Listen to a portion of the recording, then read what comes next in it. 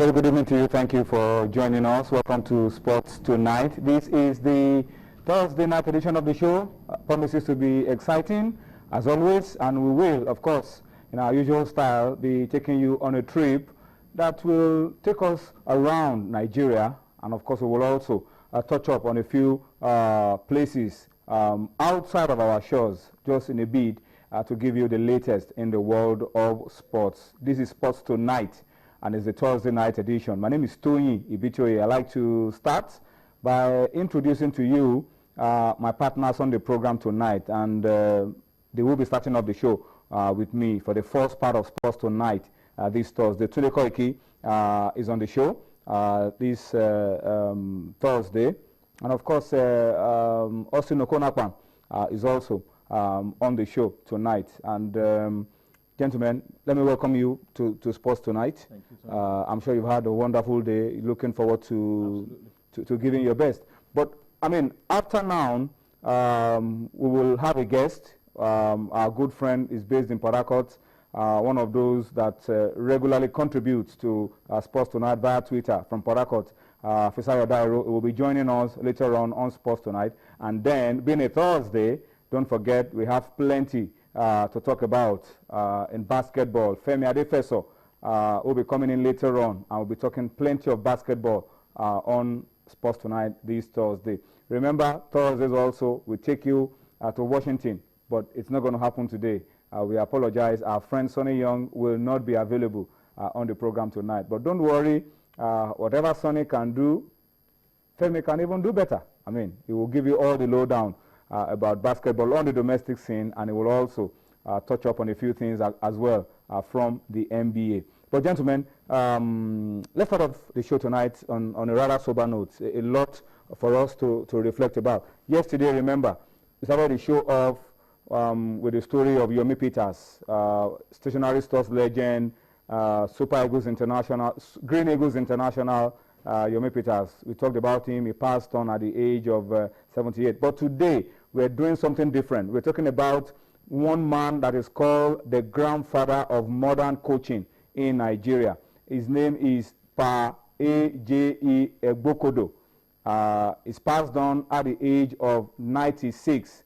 Pa Egbokodo, of course, that name tells you where he's from, and he's not going to be with us anymore. At a very ripe age of 96, so it's more like we're celebrating the life of Pa Egbokodo. I mean, this is a man that is responsible for the discovery of a whole new generation of modern coaches. Alabi Essien, Willie Bazwaye, Tony Otta, Peter Fregene, Lawrence Akpokona. You can go on and on and on and on. But it's passed on at a very ripe age of 96. So we celebrate the grandfather of modern coaching in Nigeria. We celebrate him on Sports Tonight, and we pray that all that he has labored for to impart on coaches in Nigeria will not go to waste. This is a true case of the labors of our heroes past never going to waste. So that's how we start off the show this Thursday, dedicating it to the memory of the grandfather of modern coaching in Nigeria, Pa Egbokodo, who we are told will be laid to rest tomorrow. But from that, from someone who passed on at a very ripe age of 96, let's talk about someone who has passed on at the very unripe age of 25. And this is a story that has taken the world by storm. Major shock. I mean, this is devastating. It's the story of Phil Hughes, the Australian cricketer, who had a very terrible, incredibly surprising accident while playing cricket. The game he loved so much. He passed on. He lost the battle. Can't stay alive. And everybody's been, reading this story with the same sense of loss that this young cricketer has passed on. Austin, you've been following the story. Today, you've also followed the story. I mean, this is tragic. And the pictures of how it happened, I mean, you just wonder, why? Really sad, not a good one for cricket, also tragic for sports in general. And then if you see the sort of attention this death of Phillip Hughes has gotten, you know that it's not a good thing when we lose our sportsmen. When you consider what these guys go through to entertain, you know, people, and then they just lose their lives. Young guy was born in 1988. He was supposed to be 26 on Sunday, and then his life just cut short. The moment the ball, you know, struck his head, very close to the neck also, he went lifeless and was put in critical condition, but then this morning he died. This is a guy whose career is just beginning to show promise. Reminds me of the Senzo Meyiwa that also left.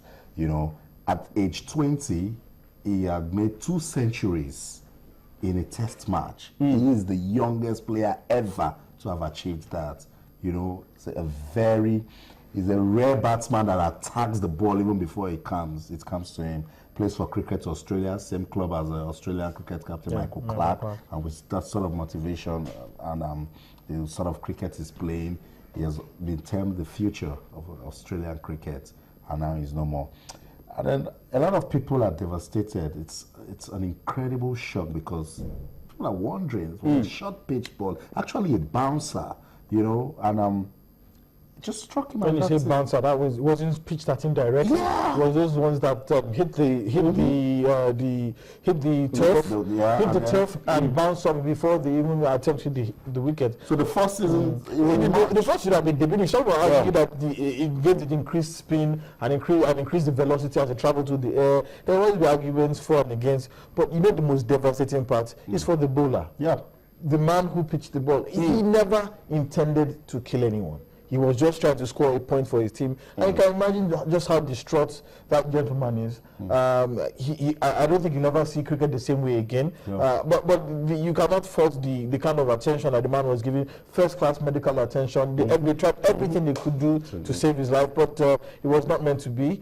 He received emergency surgical attention when he arrived at the hospital, and he was placed on induced coma, more or less, almost somewhat similar to the case of celebrated F1 legend Michael Schumacher, but Schumacher is still alive to tell the story, even though Tom says in a vegetative state.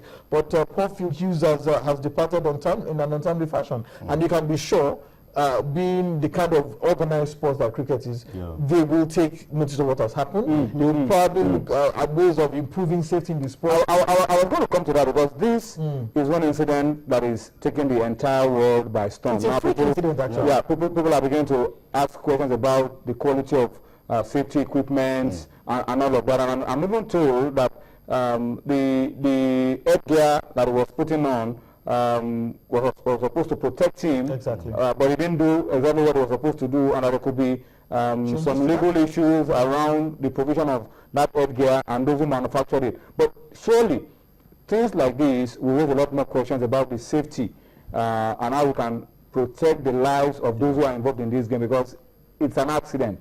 You didn't plan for it to happen. You say it's incredibly freak. You know, you didn't plan for it to happen, but at the same time, you need to also put things in place to ensure that it doesn't happen again. Yeah, and that's what Australia cricket, South Africa Cricket Association, the chairman has come out talking about Rahul Logat.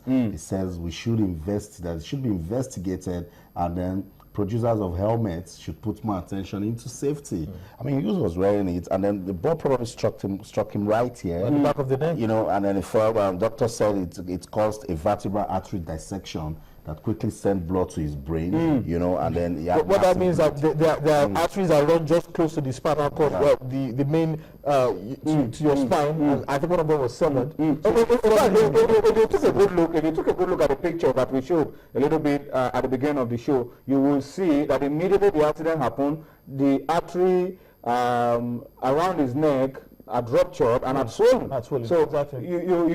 It's an accident. So if we look at the ball itself, why are even looking at ways of changing it so that it doesn't become so much like a plastic? It doesn't become a weapon. In some cases, it becomes something like a harmless toy that it's meant to be. So you can be rest assured that all the cricket bodies in the world, be it South Africa, be it India, be it Pakistan, all the cricket playing nations in the world, the International Cricket Committee, the ICC, will also look at making changes in the kind of equipment that that cricketers use. You talk about the Logart, the Harun Logart. Yeah, the cricket chief in South Africa making a statement about safety for cricket. Let's take a listen to Logart, and then we'll come back and continue with the rest of sports tonight. This statement is on behalf of Greg, Virginia, Jason and Megan Hughes. We're devastated by the loss of our much-loved son and brother Phillip. It's been a very difficult few days. We appreciate all the support we have received from family, friends, players, Cricket Australia and the general public. Cricket was Phillip's life and we as a family shared that love of the game with him. We would like to thank all the medical and nursing staff at St Vincent's Hospital and Cricket New South Wales medical staff for their great efforts with Phillip. We love you.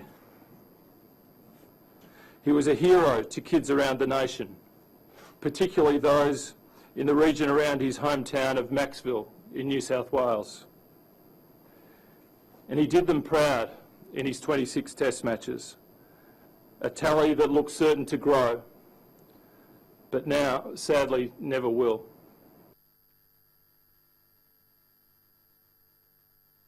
We express our sincere condolences to all in Australia. I think his family must be devastated. Those players who were on the field must be shocked as well. The reliability of those helmets will come into question. I recall during my tenure at the ICC, we were looking at it. There were instances where the ball had gone through the visor, it had dented some parts of the helmet. So there was a project underway and some research was being done to make them safer. But no